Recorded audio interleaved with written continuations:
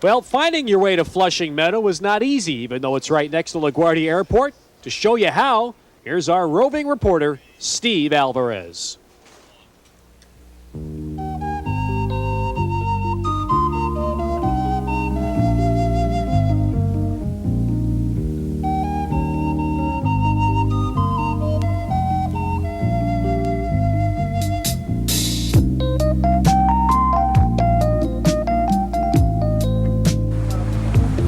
You know, these next couple of weeks, people from all over the globe will be coming to New York for the U.S. Open, and actually it's not all that difficult. You just catch a flight here to LaGuardia, and you can see the tennis center behind me. You jump in a cab, and you're there in 5 minutes. So it's the folks around the world who have no problem. It's the people who live in town that are out of luck.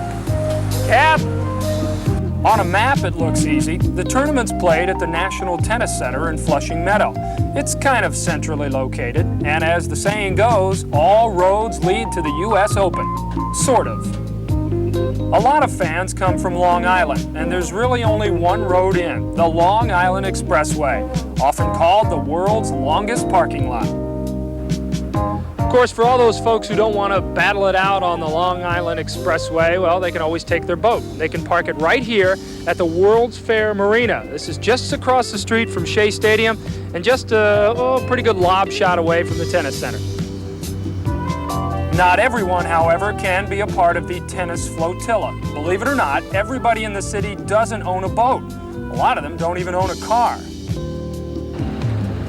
Of course, if you're in the city, you don't have to drive a car. You can always take a cab, and then you can try and figure out what the rate scale is. I don't know, but how much would it cost me to get from here down to the Open? I would appreciate about $20. About $20. Is that a fairly long drive? I would say 30 to 40 minutes if we're lucky. If I'm lucky? Yeah, if the highway is not jammed. About 50 cents a minute, huh? That's a bargain, huh? I would say so.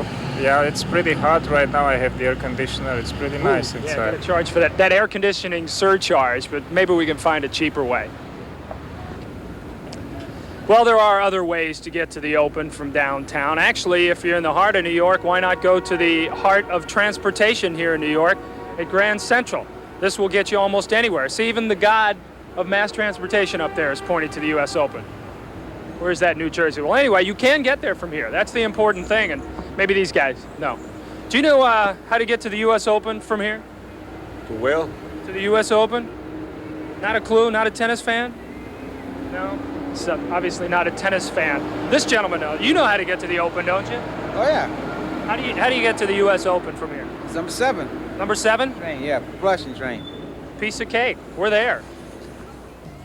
This is part of the glamour getting to the Open. Hi, how are you? How do I get to the number 7? How do I get to the number 7? Down there. It's down there.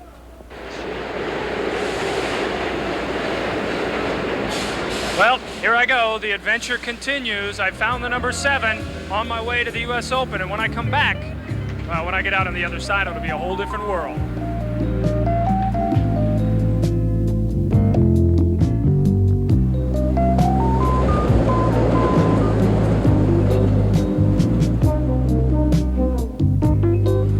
Almost here at the end of the line for number 7. This is probably the way a lot of the players get here too, I would imagine. Forget the limos, take the subway. Off to the right is the tennis center, or if you're a baseball fan, there's Shea Stadium, home of the Mets, over on the left. I think we'll stick to tennis today. So if you're coming from Midtown, the number 7 is the fastest and easiest way to get to the Open, but it's not necessarily the easiest way to see all the action.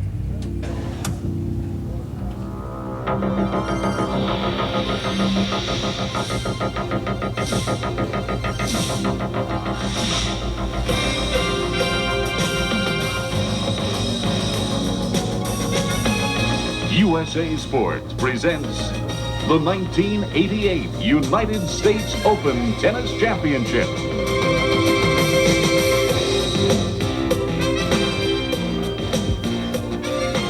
There's no question there's a caste system within the USA ranks. I took the number 7 train out this afternoon. Barry McKay did it as he does in Sausalito by yacht, right to the marina. When we come back, we'll show you John McEnroe's first round victory this afternoon against Leo Lavalle of Mexico. That's in a moment.